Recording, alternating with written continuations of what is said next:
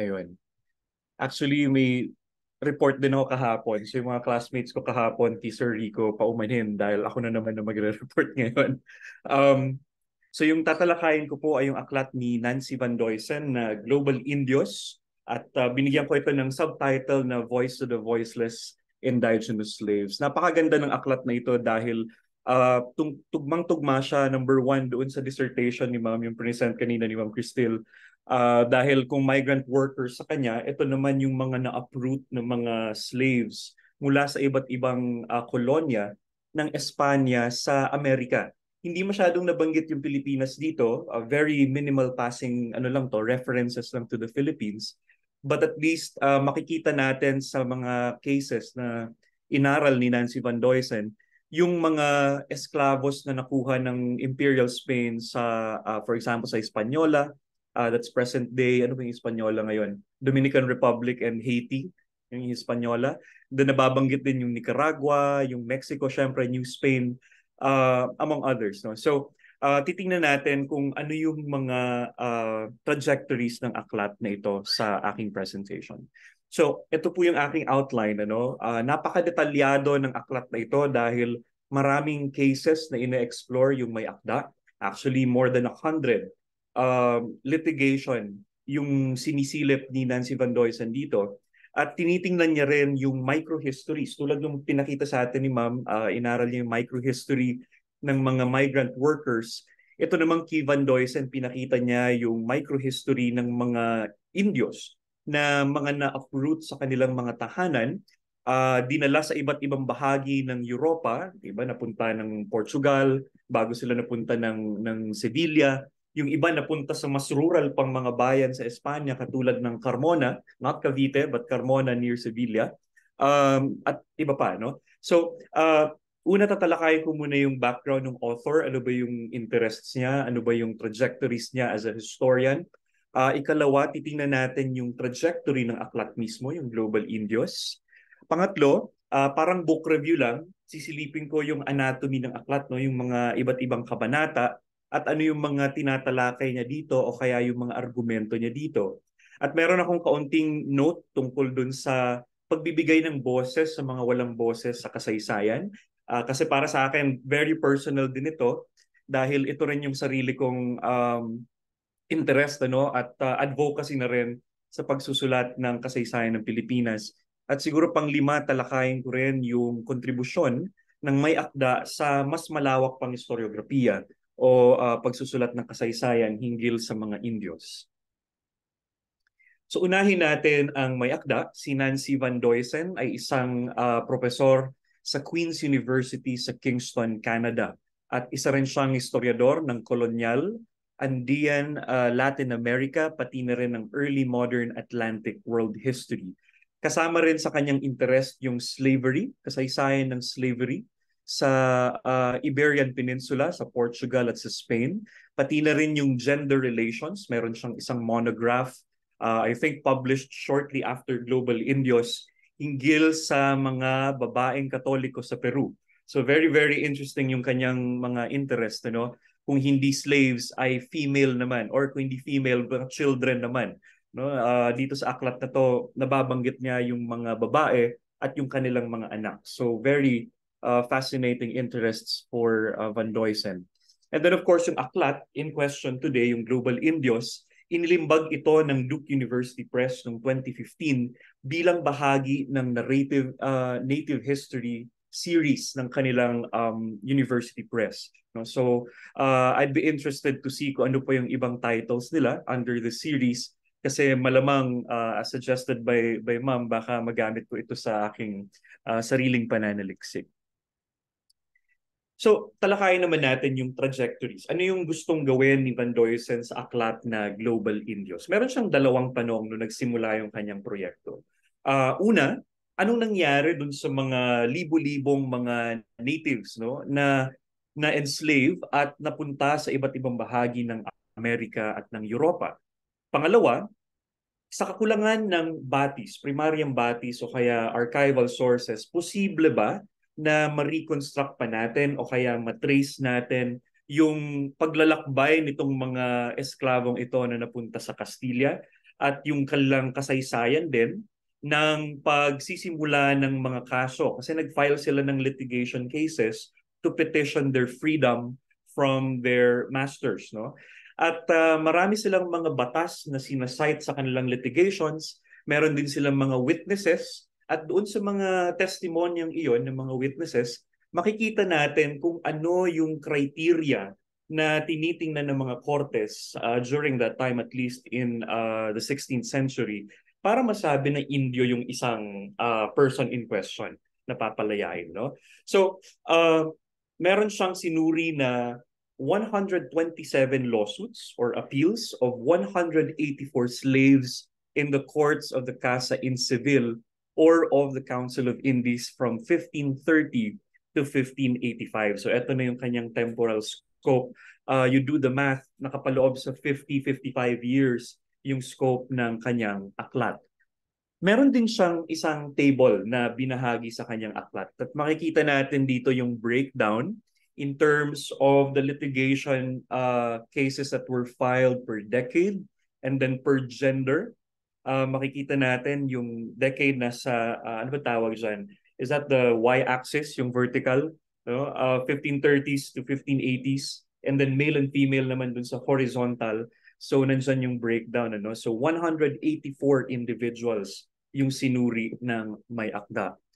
Very interesting to see na hindi lang sa Amerika yung pinanggalingan ng mga esklavos, kundi nanggaling din siya sa marami pang bahagi ng imperyo. When I say imperyo, not just the Spanish Empire, but also the Portuguese Empire.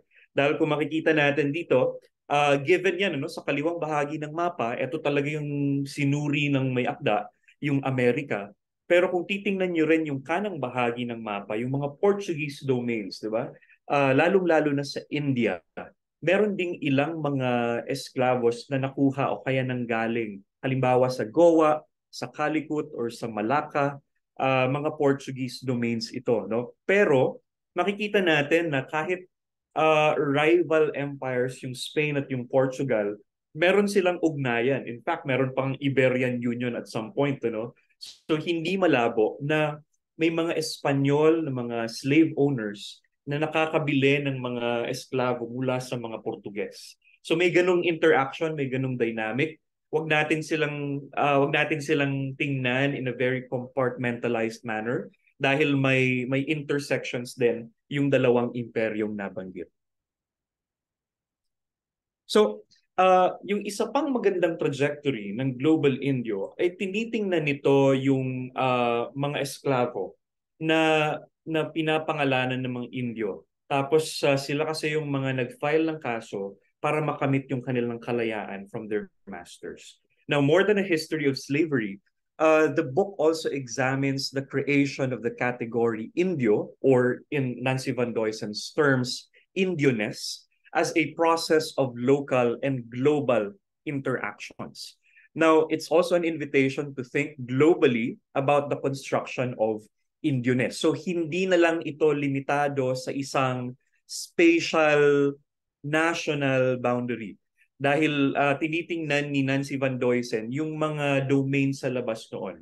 So, wala nang spatial limitations ito dahil ang argumento niya, trans-imperial yung Indioness. Makikita natin ito sa maraming bahagi ng imperyo ng Espanya at pati na rin ng Portugal by extension. So sabi niya, in Global Indios, I address slavery, but I also examine what it meant to be Indio in 16th century Castile and beyond. So although Castile talaga yung focus niya dahil Sevilla mostly yung mga kaso, makikita natin na yung mga esklavong nag-file ng kaso ay nagmumula sa maraming bahagi ng mundo. Hindi lang sa Castilla, doon lang sa bayan ng Carmona halimbawa, may isang esklavo na nanggaling sa Mexico na nakarating sa Portugal bago siya binili ng may-ari niya ng master niya, doon sa Sevilla at napunta siya sa Carmona. So, yung isang konsepto, ito may framework na ginagamit dito si Van Duysen kahit napaka-inductive ng kanyang approach dahil tiningnan niya yung mga litigation cases. Pero humihiram siya ng konsepto kay Arjun Appadurai. Di ba yung five Scapes of Globalization ni Apadura. I'm not sure if you're familiar. Pero ako, 2014 na encounter ko siya sa Asian Center nung first year ko of MA Studies there. Parang yung mga naalala ko may pag-aaral nun on the Igorots ng Cordillera. Tapos gumagawa sila ng Yahoo groups dahil they're in different parts of the world. So parang doon ginamit yung konsepto ng ethnoscape, no, sa pag-aaral ng mga highly mobile migrant or migratory peoples. So ina-adopt din ni Nancy Van Duysen yung framework na yun ni Apaduray sa pagsusuri ng mga Indios, no? So yung ethnoscape ay isang framework na ginamit sa pagsusuri ng mga immigrants, ng mga turista, o kaya ng mga refugee. So wala na sila talagang connection sa iisang lugar, kundi marami na silang sense of belongingness dahil nga, yun nga, napunta sila sa ibang lugar at hindi na lang sila doon sa hometown nila. Pero ang kagandahan nitong ethnoscape na ito, kahit mapadpad sila sa ibang bahagi ng mundo, ay meron pa rin silang sense of belonging at longing for the hometown. So makikita rin natin yan dun sa mga halimbawa ng mga Indio na nagpetisyon para sa kanilang kalayaan, na they're longing for a sense of belongingness. They're longing for their own families kasi mga bata pa lang na ano na sila, no, nabili na sila o kaya na-abduct na sila. Minsan yung justification ng mga Kastila ay yung tinatawag nilang just war. Diba? Na kapag hindi ka pumayag na magpa-convert into Catholicism, meron silang right. You're giving them the right to enslave you. No? So yun yung just war na tinatawag. For another, yung cannibalism din, yung mga tribal headhunters halimbawa, yun din, pwede rin silang i-enslave dahil para sa mga Kastila, justified yung kanilang gera laban sa mga taong iyon. No? So yung may konsepto ng just war yung mga Espanyol. So hiniram ni Van Duysen yung konsepto ng ethnoscape at ginawa niya itong Indioscape. No? So Indioscape to argue that Indio identities were no longer spatially bound or culturally homogeneous but trans-imperially present. So hindi maiiwasan sa prosesong ito yung interactions, yung cultural exchanges. So Indio sila, pero nagsasalita na rin sila ng Espanyol. Yung iba nga, marunong pa mag-Portuges ng kaunti. Meron akong na-encounter dito, parang I forgot the name of the slave. I think it's Ines. Tapos meron siyang kausap na Filipino servant.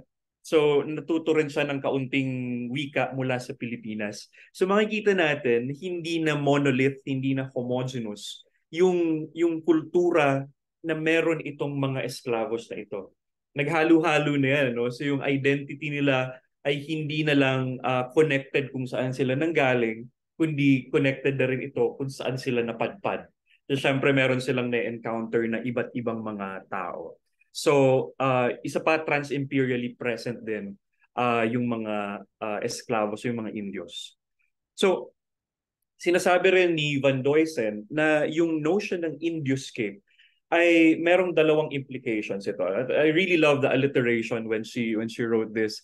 There is a sense of rootedness and there's also a sense of routedness. So rootedness, of course, merong sense of belonging to a certain place and culture other than Castilla.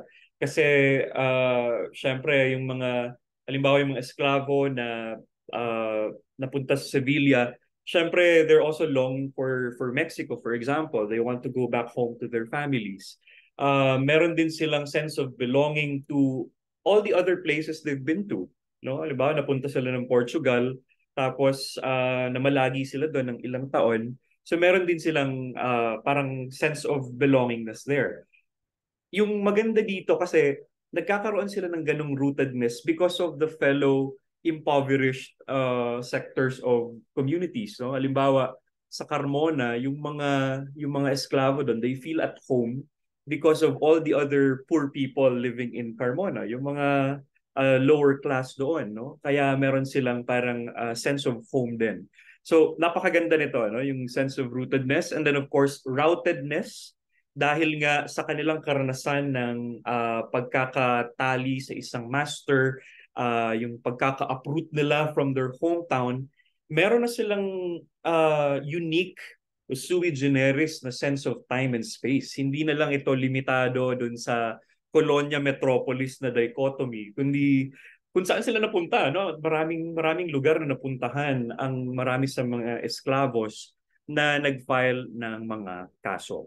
So, katulad ng present ni Ma'am kanina, yung methodological approach ni Van Duysen ay global legal history naman, so yung litigation cases, at microhistorical analysis din.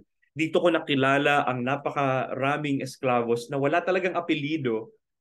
Mga first name lang yung binabanggit dito karaniwan ni Van Duysen. Sina Catalina, Beatriz, sino pa ba? Felipa, there's also Barbola, Francisco, Lucia, napakaraming pangalan. Ano? That's quite lost in history. Kaya para sa akin, napaka-effective ng aklat na ito dahil pinalilitaw talaga ni Van Duysen yung boses ng mga taong ito, no, na para bagang nakalimutan na ng traditional historiography dahil yung primary preoccupation ay syempre yung mga prominenteng tao, yung mga taong nagsulat ng mga treatise or ng mga aklat, no. At guilty ako dyan kasi sa intellectual history yun yung preoccupation. Pero ang ganda lang ng paradigm shift nitong aklat na ito dahil binibigyan din ng tuon at pansin yung mga inarticulate sa kasaysayan. Pero hindi sila talaga completely inarticulate dahil na-recover nga yung boses nila, no? At meron silang boses doon sa mga testimonies sa litigation cases. And it reminded me of William Henry Scott's Cracks in the Parchment Curtain. Mahahanap pa rin natin yon kahit sa mga Espanyol na mga primaryang batis o kaya sa Spanish archives. Now, tingnan naman natin yung anatomy ng aklat. Meron itong 7 chapters, tapos may pambungad, introduction, meron din conclusion. Dun sa introduction, napakaraming konseptong tinatalakay si Van Duysen. Yung mga laws, yung mga definitions, ano ba yung gusto sabihin ng isang Indio, ano ba yung mga umiiral na batas ng 16th century tungkol dito. Hindi lang batas ng Castilla, kundi batas na rin ng simbahang Katolika dahil ini-invoke niya rin si Pope Paul III, yung kanyang Sublimus Deus noong 1537. So, pinakita niya dito sa atin na may 3 bagay, no, na napakahalaga sa pambungad. Number 1, yung mga Indios ay mga free vassals. So dapat malaya sila. Hindi sila dapat ini-enslave.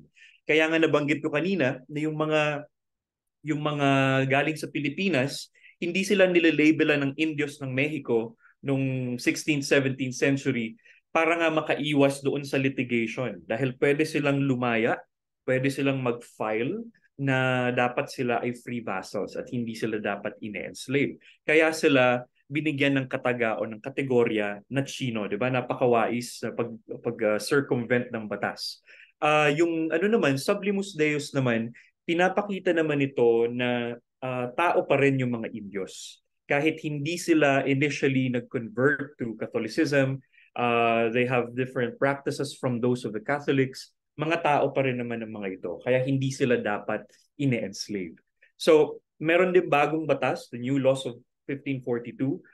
In-abolish ito yung slavery, pero napakarami pa ring loopholes. Ganun naman ang lahat ng batas eh. Arbitrary, reactionary, at meron talagang mga loopholes na pwedeng i-circumvent. So makikita natin, hindi ko na isa-isahin yung detalye nito, pero napakaraming kaso sa mga susunod na kabanata na pinaglaruan talaga ng mga slave owners yung loopholes ng New Laws of 1542. So isa na ng pag-circumvent dyan yung sa kaso ng Mexico na pinapangalanan na lang silang Chino at hindi Indio para hindi sila makapagpetisyon ng kanilang kalayaan. So, chapter 1 naman, chapter 1 naman ay pinamagatang All the World in a Village, Carmona near Sevilla. So tinitingnan dito yung 2 documented cases from 1557 to 1572. 2 babae yung involved dito, no? Si Beatriz at si Felipa. At yung kanilang anak, si Catalina at si Barbola respectively, at yung kanilang mga apo. So 3 generations of slaves yung in question dito. Yung isa nga sa kanila, if I'm not mistaken, it's Catalina, Si Catalina humingi ng tulong kay Bartolome de las Casas, yung sikat na praile, Dominicong praile, to my surprise, na tumutulong sa mga esklavo na makamit yung kalayaan na inaasam nila. So, tama ba? Si Catalina yata yung lumapit sa kanya, no? At nung una, hindi sila successful in lobbying the case to the Casa in Sevilla. Pero nung naiangat yung kaso sa Council of Indies, kinalaunan ay nabigyan siya ng kalayaan. Ano yung ebidensya na ginamit ni Catalina at ng kanyang mga witnesses? So mamaya babanggitin ko yan bago magtapos yung aking presentasyon. Yung ikalawa naman, pinapakita dito yung paglalakbay, no? Yung paglalakbay ng mga esklavo mismo mula sa kanilang mga tahanan sa Latin America. Paano sila in-uproot, paano sila napadpad sa mga ports, iba-ibang ports yan. Pwedeng Asian port, pwedeng Portuguese port, pwedeng diretso na sa Sevilla. At paano sila nakarating sa Espanya mismo or sa Sevilla to be particular. So tinitingnan dito ni Van Duysen yung detalye ng kanilang paglalakbay, yung kanilang mga naranasang pang-aabuso, kabilang na dyan yung branding. Kasi uh, yung ibang slaves, meron silang brand, no? Sa mukha, sa noo. Yung justification ng mga slave owners, nilalagyan sila ng brand kasi meron silang kasalanan. Halimbawa, nagnakaw o nagtangkang tumakas. So nilagyan sila ng brand para malaman na esklavo sila. So pinapakita ni Van Duysen sa kabanatang ito yung plight at yung indignities na naranasan ng mga esklavos. Chapter 3 naman, yung courtroom practices, saka chapter 4. Masyadong technical ito dahil sinusuri ni Van Duysen kung ano yung ebidensya na tinatanggap o kaya ano yung ebidensya na pinipresenta ng mga witnesses, ano yung mga testimonya, ano yung pwedeng gamitin para mapatunayan ng isang person in question ay talagang Indio. No? So, yung chapter 5 naman, tinitingnan yung just war, yung ransom, yung vocabulary na ginamit para i-justify naman on the part of the Spaniards, para i-justify naman yung indigenous slavery. At tinitingnan din yung mga complex na mga jargons, no? Katulad ng rescate, carib, just war at iba pa. So tinatalakay pa dito ni Van Duysen yung yung legal vocabulary ng mga kortes, no? Katulad na lang ng mga nabanggit kong kataga. Chapter 6, tinitingnan naman dito yung kung paano ba tinitingnan ng isang Indio? Paano mo masasabi ng ang person in question ay isang Indio? So, binabanggit ni Van Duysen dito yung mga abstract physiognomic and imperial conventions in the 16th century. So yung ebidensya ay nakabatay sa kulay ng balat, sa gesture, sa pagsalita, sa wika, sa uh, sa facial expressions apparently. Kaya yung physiognomy, 'di ba, yung mukha yung inaaral o kaya yung mga accompanying gestures.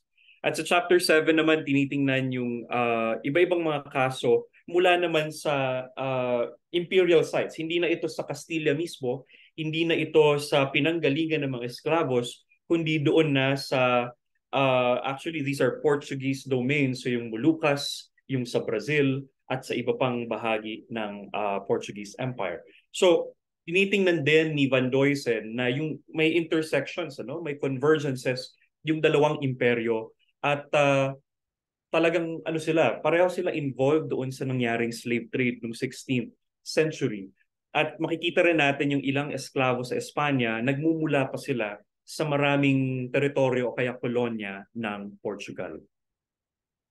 So, dito sa aklat na to, narinig ko ang kwento ng mga Indio at India slaves, katulad ni Catalina, Beatriz, Felipa, Barbola, Gaspar, Francisco, Lucia, Pedro, Antonia, napakarami pang iba. Si Ines, si Gaspar, I think yung Filipino servant na nakakausap ni Ines sa isang bayan. So, very, very interesting. If only I can list down everything and put them in a table and tell their stories, I would do that. But in the interest of brevity, no, binanggit ko na lang yung kanilang mga pangalan at yung maikling bahagi ng kanilang mga kwento. So, siguro yung tanong dito, paano ina-identify ng mga Cortes na ang isang tao ay pwedeng ma-qualify as Indio?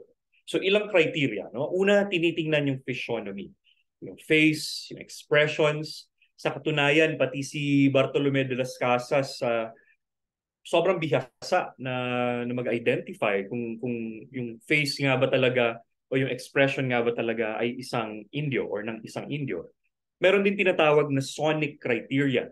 Yung vocabulary, tinitingnan yung mga alam niyang salita pag nagsasalita yung isang person in question, pati na rin yung intonation, yung tono. Dahil syempre, kahit nagsasalita na ng Kastila yung esklavo, definitely accented yan. Definitely may tone yan na distinct doon sa native speaker. So pwede niyang mapatunayan doon na isa nga talaga siyang Indio.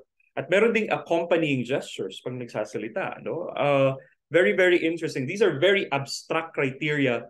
Pero for some reason, napakalinaw nito sa ilang mga witnesses, sa ilang mga kortes, pati na rin kay De Las Casas. Alam niya talaga na kumilatis kung sino dito yung mga Indio.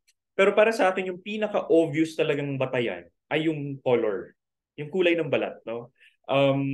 Sabi ni Van Duysen, lagi nilang sinusuri yung kulay ng balat at dapat nandun siya sa kategorya na loro o kaya isang brownish hue, no? Na inihalin tulad ni Van Duysen sa, kung hindi ako nagkakamali, sa hinog na wheat. So i-google nyo na lang kung anong itsura ng hinog na wheat. Yun yung ginawa ko para malaman ko yun. So it's a brownish hue.